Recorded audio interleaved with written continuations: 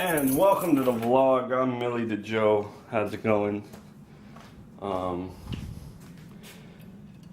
I dropped bacon.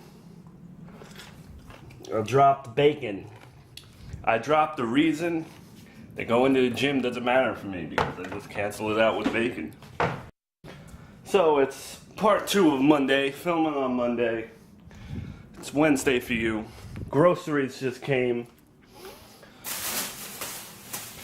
And yeah, finally got coffee creamer. Coffee creamer. You don't know how bad this stuff is. This is like powder creamer. Awful stuff, man. Don't ever do it, don't ever try it. But I do have a good product review right now. Vlasic Stackers Pickles. I dropped this outside when the guy was delivering it. It hit the concrete, did not break. Their cans, it's not cans, glass jars are made of like Superman titanium kryptonite. Not to be confused with the Superman titanium kryptonite sex move. Go ahead, look it up.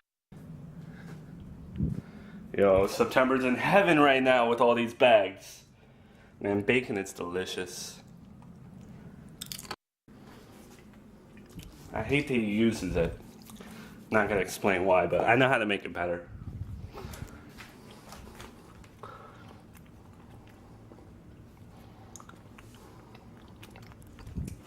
That's gonna be his permanent spot.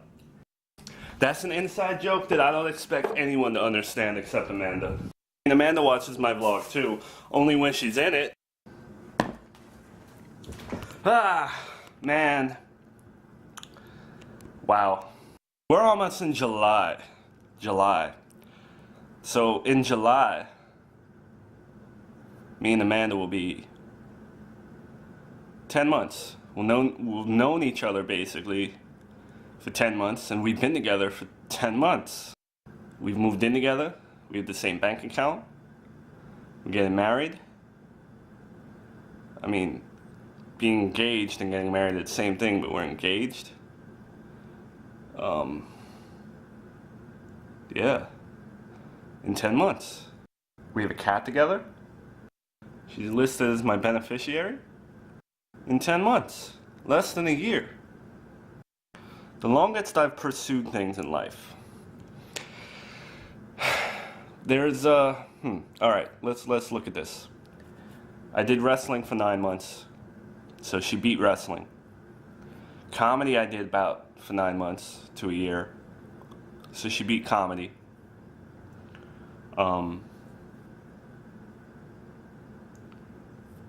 School and writing, I've been at it for like 5 years, blah, blah, blah.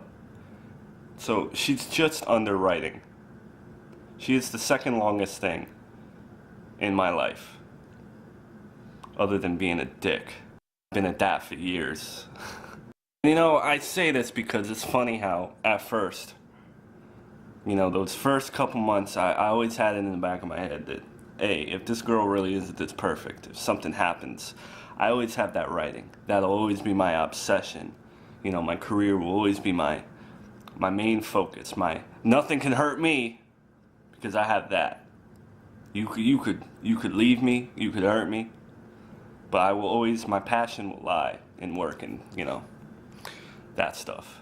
And that was a big driving purpose. That's my purpose in life, you know? And I owed it to someone to do that, to finish school, to make something of myself, because other people didn't get to.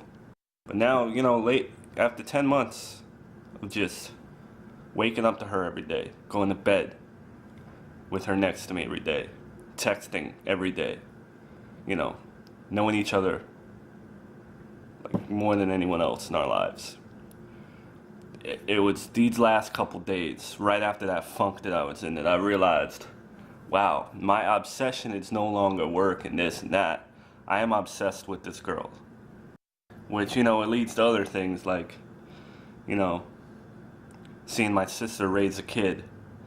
And just, when you start to obsess over human beings and caring about human beings, it's, you know, you start to remember everything in your life that's happened and who has withstood those things, and just getting those pop figures from my sister just at the engagement party, or just seeing people arrive at that engagement party and being there, it means a lot to me.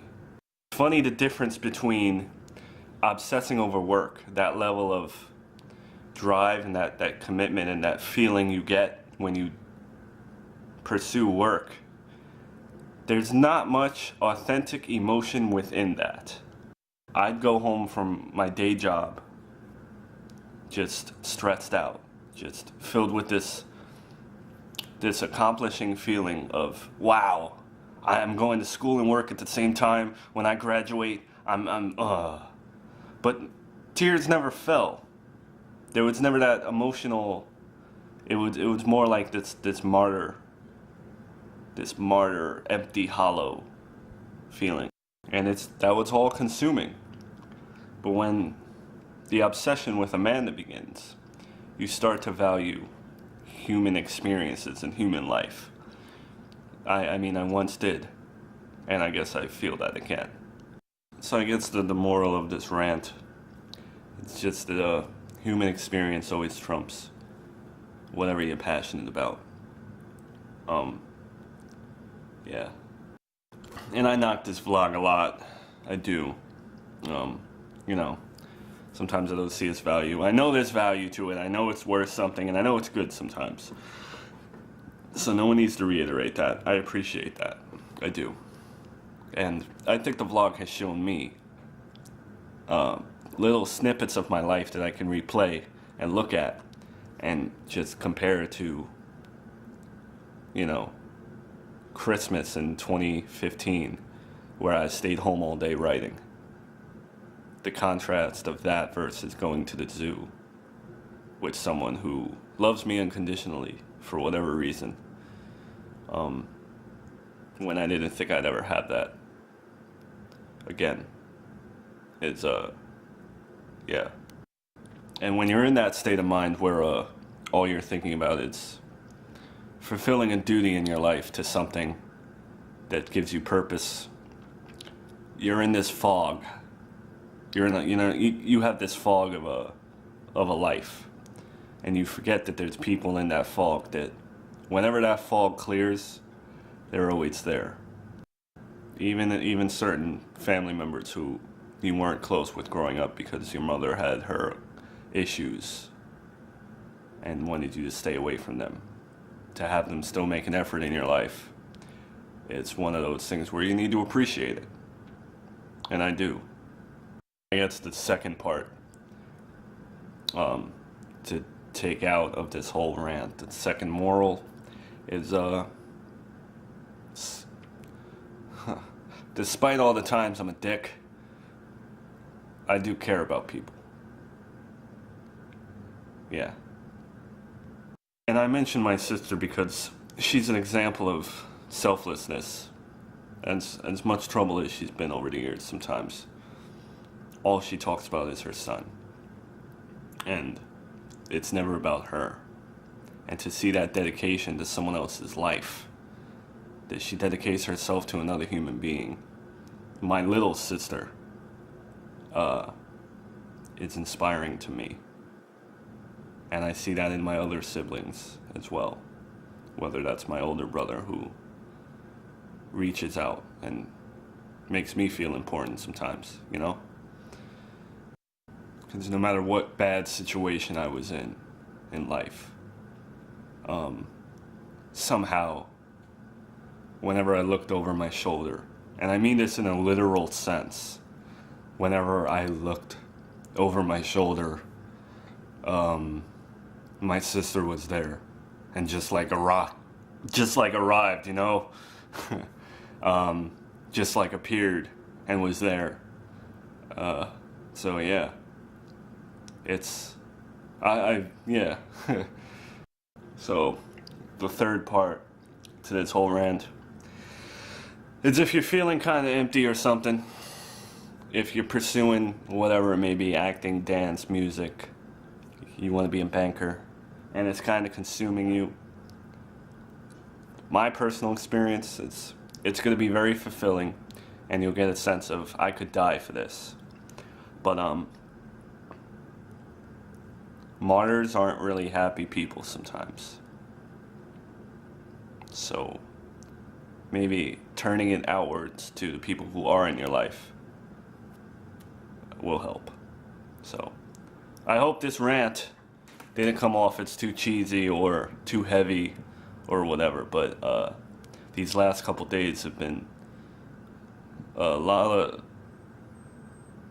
they were music oriented and spawned a lot of thinking. So I had to get that off my chest, and I had to give my appreciation to the people that are in my life who make me feel like, I matter.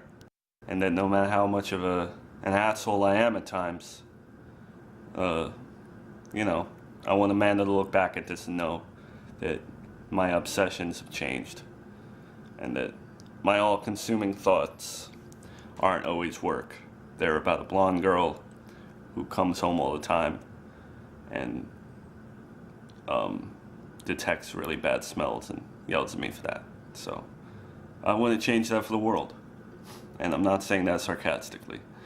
So, yeah. Tally up how many times I said so in this vlog. I think that's the vlog for today. I don't have anything left to give to you guys. I kinda, ripped off some flesh here. So, yeah. I hope I conveyed the message that I was trying to convey. Take this and have a good life.